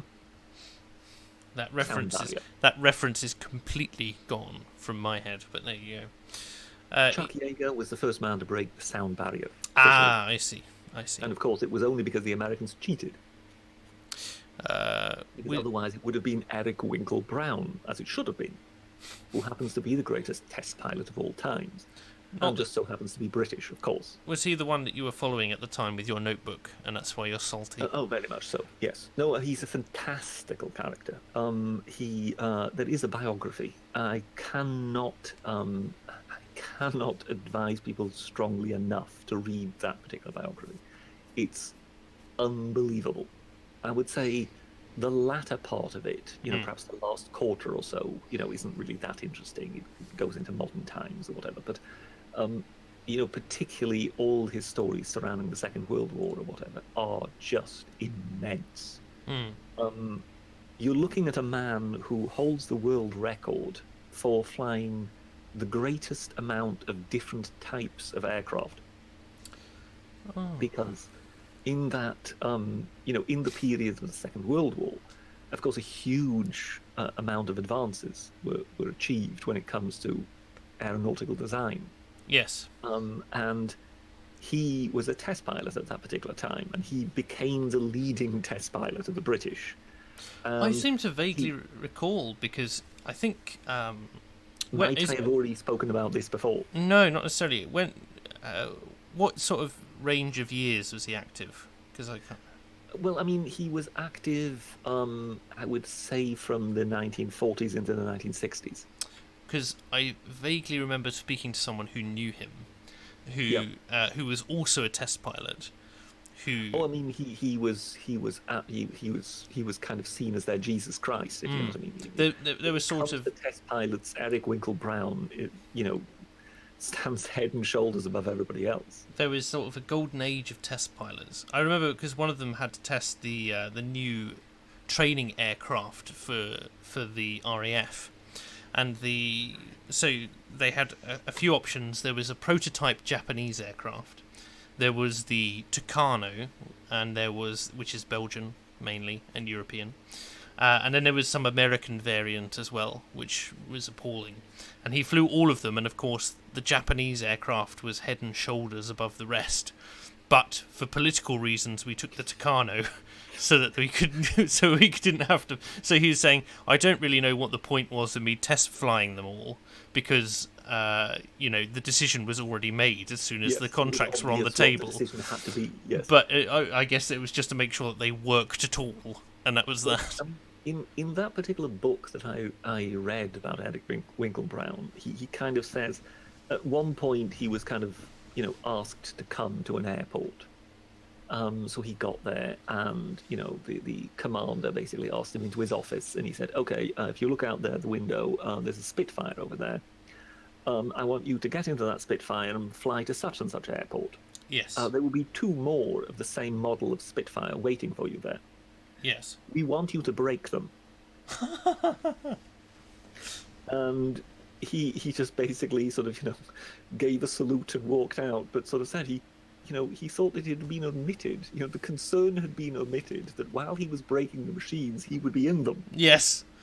It's impressive. And it's remarkable the sort of stuff that he had to do, and it's precisely that sort of very much sort of seat of your pants test piloting that is so extraordinarily exciting. Plus, of course, there are also wonderful tales of when the Germans, eventually were collapsing, and he was effectively sent ahead. Get to these airports no sooner that they're liberated. Yes. And try and get hold, put the RAF sticker on as many aircraft as you can, because we know that the Germans have got some very exciting new designs, and we want them for ourselves before the Americans and the French get them. And at one point he lands at an airport that he's been told has been liberated, and when he basically lands there and he pulls the hood back, he looks up and the Nazi flag is still flying. Yeah. And he goes, "Oops, this one hasn't been liberated yet." Oh my goodness. And as luck had it, the entire garrison and air traffic, etc. commander then decided to surrender to him. So he had single-handedly liberated the whole airport. I'm trying to think of there was one officer in World War II, I believe it was, who was the only officer to still be using a longbow. Oh, Churchill. I'm sure it was a guy called Churchill, I'm sure. And he had a long sword and a longbow. Yes, he has a Scottish longsword and a longbow. And he basically, at one point, they were marching around somewhere, I can't even remember where it was, may even have been on the African continent, but he basically, they got lost, and they were separated, and they came across a German garrison of 200 men, and they basically blagged their way into taking them prisoner, and sat there and said, "So look, we've got a squadron of Spitfires and loads of men, and we can call them in on you, but we've been sent in as an advance guard to basically negotiate your peaceful surrender." And so they basically said, "Sure." So they marched 200 Germans across no man's land and handed them in. Mad Jack familiar, Churchill, Are yes. you familiar with the expression splash and dash? No? Well, you see, the British, they had what they call the funnies, that Churchill had set aside. He kind of very much believed in the kind of inventive genius of the folks who kind of sat at home and played around in their sheds trying to come up with something, technologically new. And there was this department set aside for these tinkerers, and they came up with a great many sort of ideas, including the floating tank and things like that. The Americans were then kind of shown these British improvised weapons, and they didn't want to know. No. The only thing they were interested in is the floating tanks. Huh. The British had managed to make a Sherman float. It's So quite they were impressive, interested really, in given the that. weight of them. So they were interested in that. They weren't interested in any of the other things. So that's why getting onto Omaha Beach was so much harder for the Americans Yes. than the two beaches the British took. Because the British arrived, first off, they deployed their floating tanks correctly. Yes. So you needed to get close inshore, because if they were in any way in a choppy sea, they would sink. And the Americans were too keen to get rid of them to make their way ashore, and they launched them too far out. And they all sank. Wasn't there... So you have to imagine the difference of being infantry coming onto a beach with a tank to hide behind, and infantry coming onto a beach with machine gun fire just raking you down. Yes. And that was the difference between the Americans and the British. Speaking of... Yeah, go ahead. Speaking of machine guns, isn't it true that the guy who invented the machine gun, his initial prototype, the Americans or the British government didn't really want anything to do with it, and so he went and sold it to the Germans? No, I think, that would be Mr. Gatlin, wasn't it? The first one to come up with That's what I'm thinking. Working gun. But I think what you're talking about is Mr. Fokker. He came up with the way of having a machine gun fire through the propeller blades, and he first offered it to the Allies, and they didn't want to know. So he then went to the Germans. That was right. It then just became slaughter. That the Germans then just started. Their accuracy was so high. Blowing the Allies out of the sky. Yes. Yes. I think it was the Fokker Eindecker, which was, I think they even named it something like the Eindecker Plague or something like that, whereby for a brief period in the First World War, they just blew everything out of the sky. No, but when it comes to these funnies, these kind of strange contraptions with which the British landed, one of them was a flame-throwing tank. And it was extremely accurate. Yes. And the British kind of found that was a brilliant way of approaching a pillbox. So you've got this kind of concrete monstrosity with just some slits. What we call It's what we call a clay oven, really. Okay.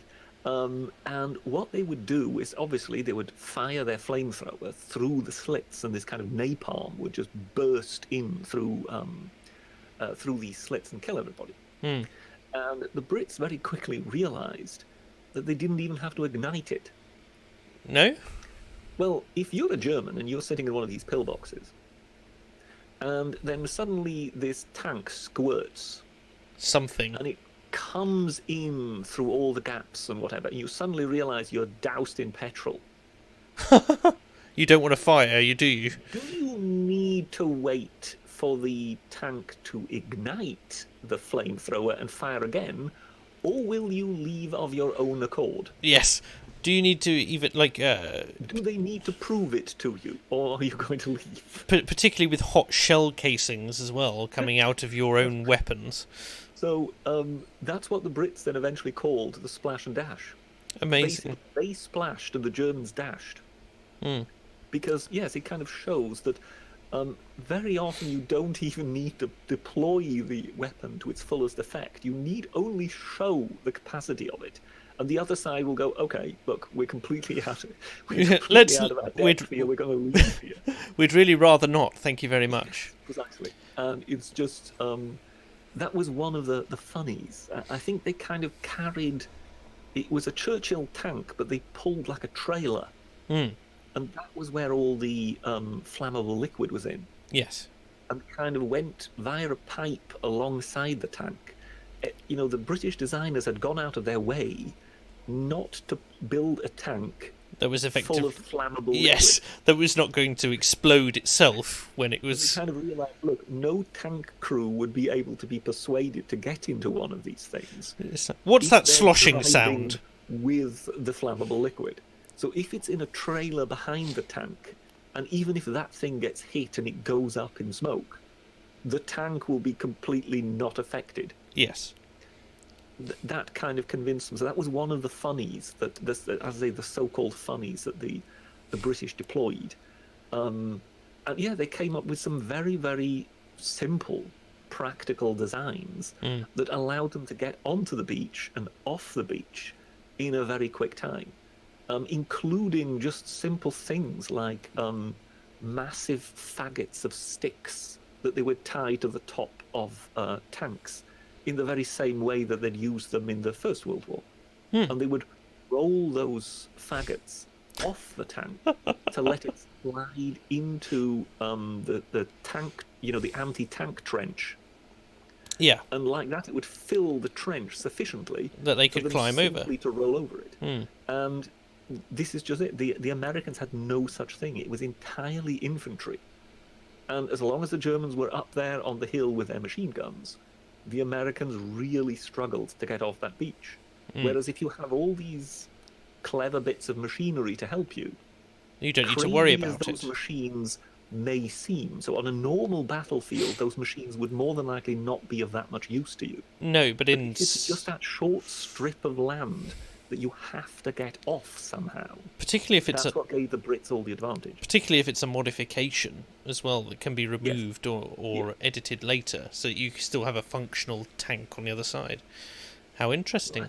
I think the Brits reused their flame-throwing tanks when they got to the Siegfried line. Well, wouldn't Because you? again, they were coming up against a very strongly fortified position, and they once again just needed to do the splash and dash, as in cover the whole thing in flammable goo and wait till the Germans run away. Sutsgoen says, what we have learned from the time-travelling Shadow Emperor tonight, that's you, is that we should be wary of putting ourselves in man-sized ovens. Yes, very much so. Yeah. Let me see. Rasden Fasden says the Lewis gun had a similar story. It was developed by an American, but the US military was uninterested. It then became a mainstay for the British in World War I, and the Yanks ended up with the much worse Chow Shat. That's an interesting fact there. Current commenter says also tanks with, I'm assuming that says files at the front to mine sweep quickly.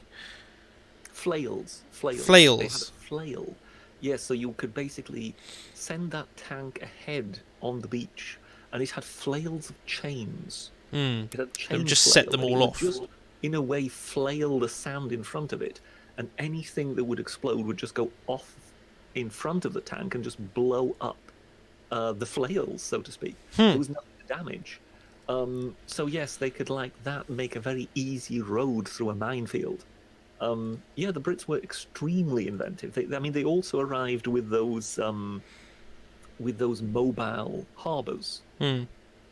Just basically sunk the harbours where they were, and therefore had ready, supply routes that basically the ships could just dock and unload. So no, it was a work of genius. It kind of showed that with a bit of inventiveness and a bit of brain power, you can overcome the kind of the most hardened defences.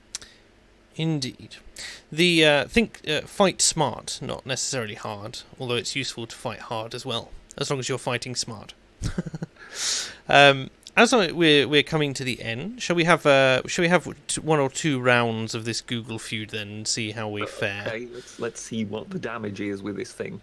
So we're very much in family fortunes territory. We very much are. I've got the chat open to the side, although they can't see it. So we'll see if they come up with anything interesting. Do you want culture, people, names, or questions? I have no idea. Just choose one. Let's go for people, shall we? That should be interesting. So it says, I lied about my what? Well, number one would have to be age, right? It's got to be age, yeah? Let's see. Age. Number one is age, indeed. Well done, Mr. Bridger. I think there are usually some ridiculous ones in here, right? So we could expect something like, I lied about my flight experience or something like that. It could be ridiculous.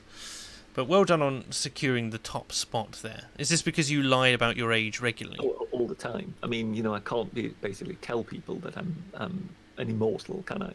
Yes, no, it doesn't work that way. Let me see. A silly sailor just says sex in chat. I don't know whether or not he's responding to I lied about my, or whether or not there's, or whether or not he's just using the excuse to say the word. But I lied about my life, says Liberal Zardos. Yes, I think life stands a very good chance there. As qualifications, that's far too. Okay. Yeah. No, I would say that would. Try qualifications. Surely that should qualifications. Be on there. It's too highbrow, right, for this kind of thing. I think qualifications can't work here. I lied about my weight. Yes, I think that's quite. I was just about to say that one looks credible to me. No, we're incorrect guess. We're down to one guess now, so we can't do this. So, name, salary, pronouns, gender, race, that sort of thing. We could have anything here.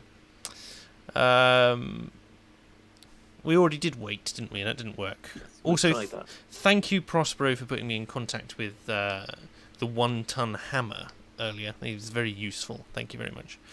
I lied about my education on my CV. I think that's a bit wordy for me, but I could say I could try salary, perhaps, or name. What do you think? Name?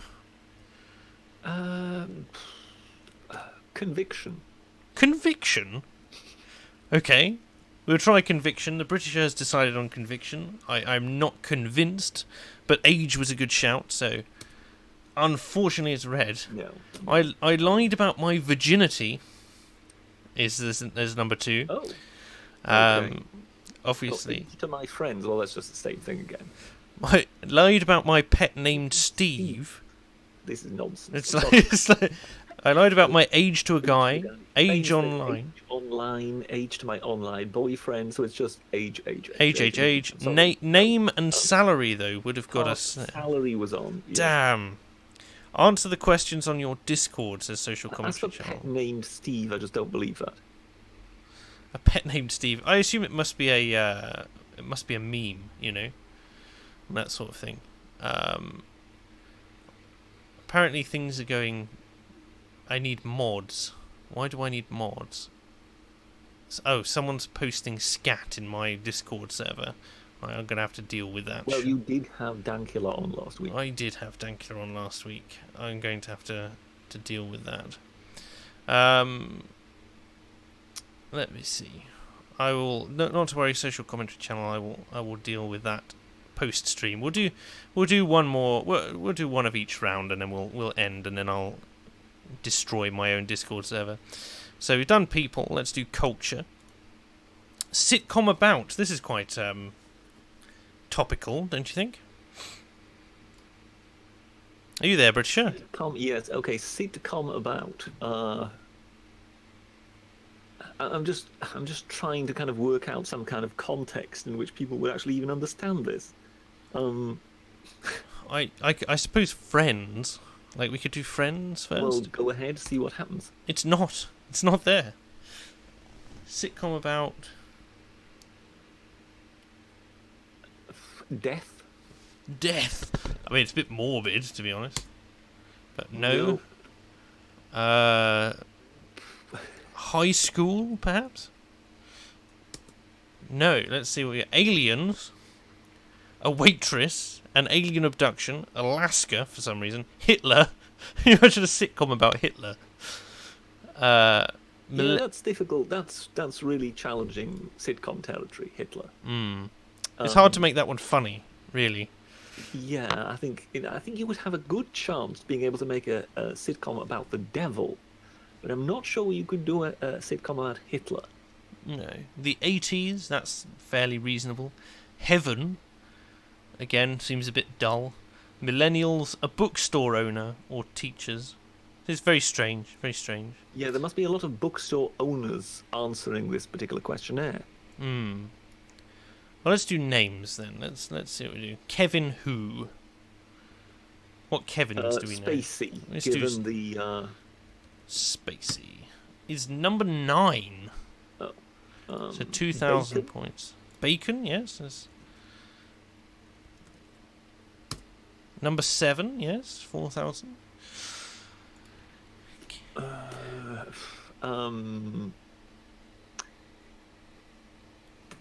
I'm just trying to think of Kevin's now.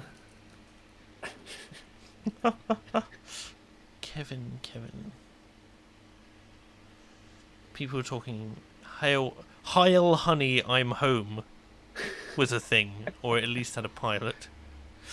It's quite impressive.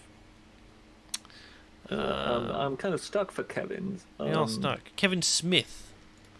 Smith? Is what There is chat, such a person? chat is saying. But no Smiths. Bacon, yes. Kevin Jones. I mean, this just sounds like the what are the most common surnames? I'm just sort of trying to think. Was the guy in A Fish Called Wanda called Kevin? The one who played Dave? Or am I just imagining things? Chat has got Kevin Hart, the comedian.